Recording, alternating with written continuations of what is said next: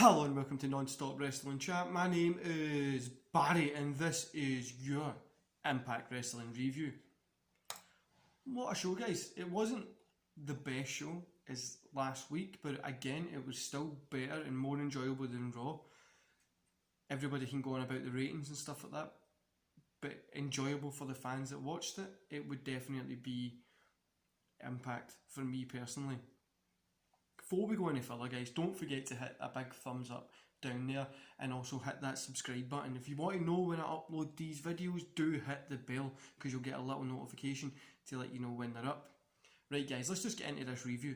So, Mac and Young have a brawl kind of at the back to start off the show. So, Willie Mack versus Eric Young. Winner is Eric Young, 8:28. I think it came in at 8:27. Eric Young, yeah. So 3 minutes. 3 stars I gave this guy. Sorry, the rating is 3 stars.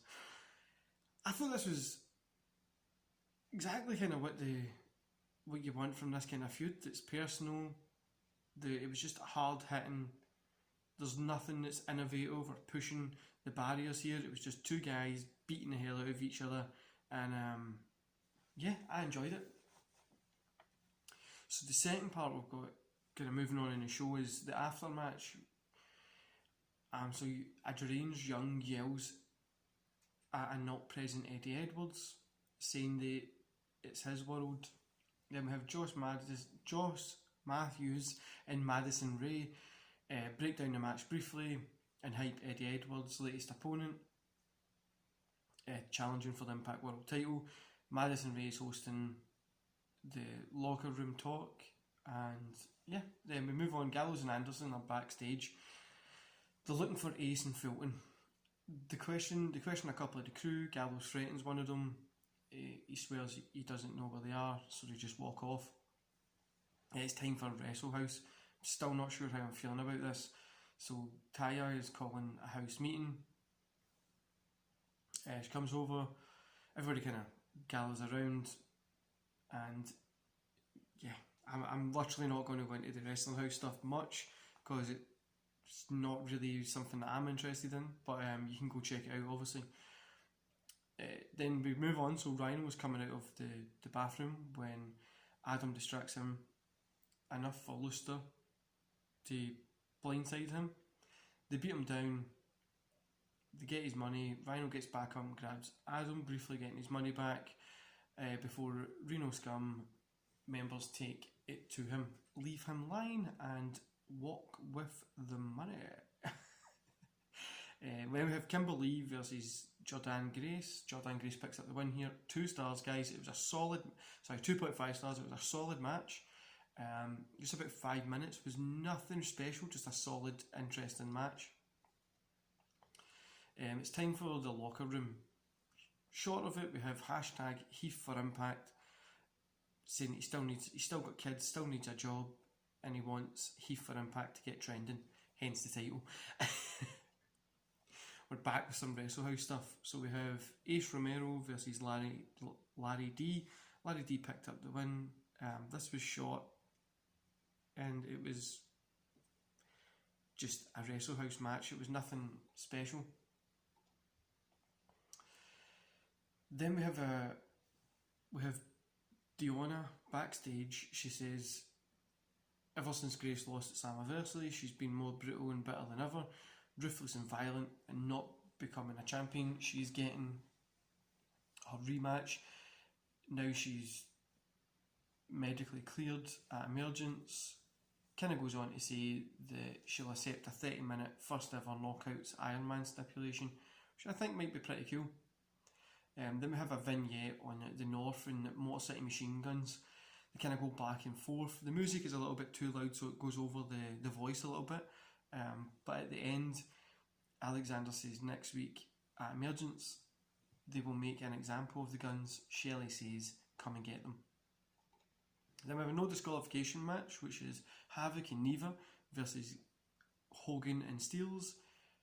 Steels and Hogan pick up the win here, 2.5 stars. I did enjoy this match. I just don't think it was the best of the night. It was a solid match, and it was enjoyable. Backstage, we get Caro and Doc. They've found Scott D'Amore and want to know where Ace and Fulton are. D'Amore says they can't go around roughing people up. Someone should tell Reno Scum and Eric Young that. It's kind of going back and forth. Then D'Amore says they're giving off Hall and Nash vibes. Well, pretty much these two guys are compared to them 100%. Then we get Moose is walking until an image of EC3 is projected onto the wall for a promo.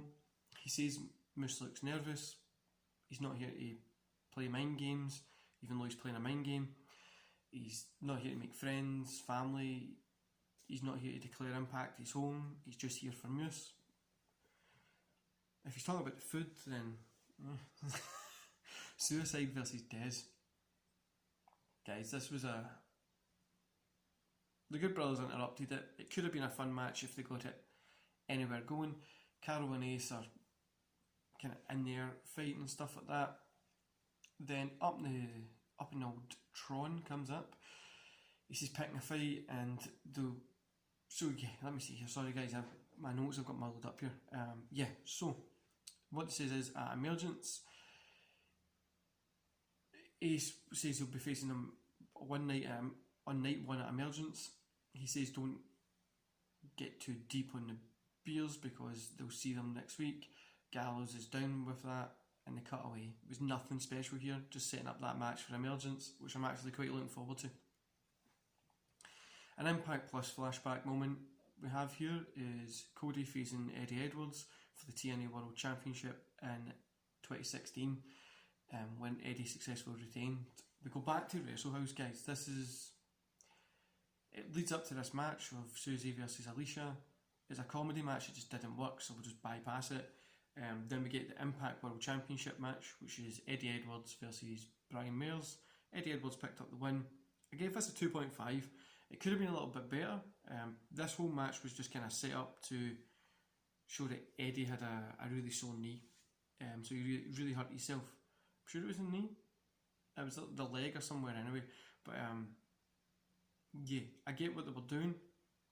And I'm sure Eric Young is going to work that when he gets to Emergence. But yeah, guys, like I say, it was an okay standard wrestling show. Like, it was literally middle of the road wrestling. It was nothing special.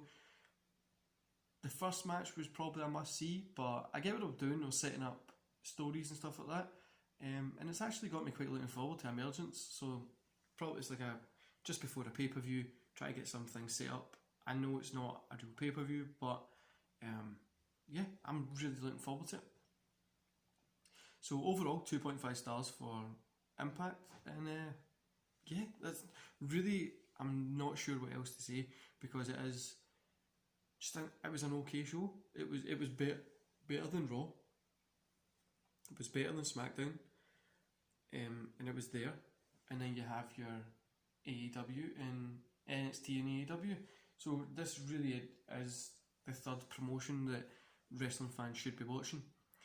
Anyway, guys, I'm going to love yous and leave yous there. I've just dropped my son off at school for his first day, so that's why I was a little bit rattled there. And don't forget to hit like and subscribe, and I'll see you here tomorrow for AEW versus NXT review. See you later, guys.